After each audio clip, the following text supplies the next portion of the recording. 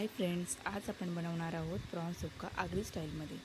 तर त्यासाठी लागणार आपल्याला साहित्य आहे तेल, कांदा, टमॅटो, बटाटा, आलं लसूण पेस्ट, आलं लसूण मिरची आणि कोथिंबीरची पेस्ट घ्या. त्यानंतर कोकम.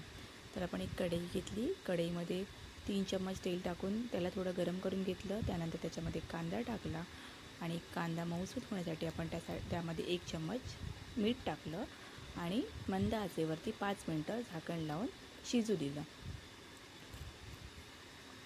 कांदा थोडा लालसर झाला की मग आपण झाकण उघडून बघायचं. तर कांदा इथे आपला मस्त शिजलेला आहे.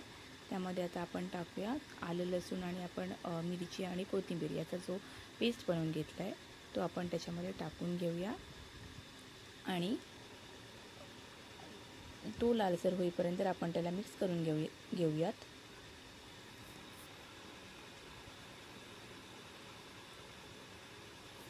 आलं लसूण जेवढे जास्त असेल तेवढीच आपल्या सुक्का प्रॉन्सला टेस्ट चांगली येणार आहे. त्यामुळे आपण थोडंसं जास्तच आलं लसूण मिरची आणि कोथिंबीरची पेस्ट करून घेतली आहे आणि मस्त त्याला तेलात आपण भाजून घेऊया.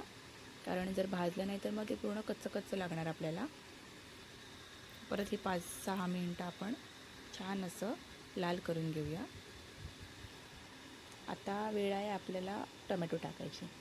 टमॅटो टाकून घेऊया आणि आपण जे बटाटे कापले ते टाकून घेऊया, कारण प्रॉन्स कसे बटाट्याबरोबर छान लागतात एकदम. त्यानंतर आपण याला मस्त मिक्स करून घेऊया.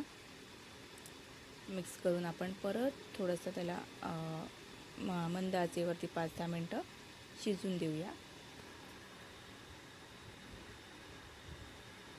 आता याच्यामध्ये आपण साफ केलेले प्रॉन्स टाकूया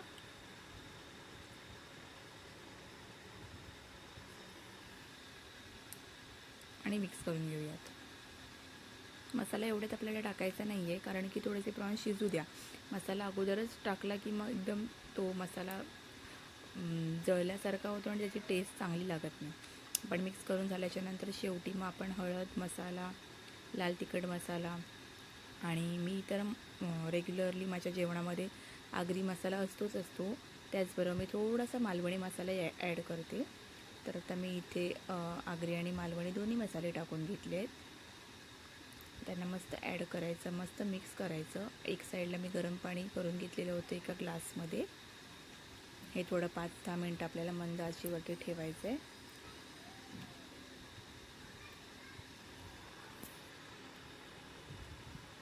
आणि जे पाणी गरम केलं होतं ते आपल्याला त्याच्यामध्ये ॲड करायचं आहे. एकदम जास्त पण पाणी ॲड करायचं नाही, थोडं हलकंच पाणी ॲड करायचं. मिक्स करून आपण त्याच्यावरती झाकण टाकून ठेवायचं आणि हे जवळजवळ मी 10 मिनटं बघितलं असेल ठेवलं असेल. त्यानंतर मी काढून बघितलं तर मस्तपैकी आपला बटाटा आणि प्रॉन्स दोन्ही पण शिजले होते.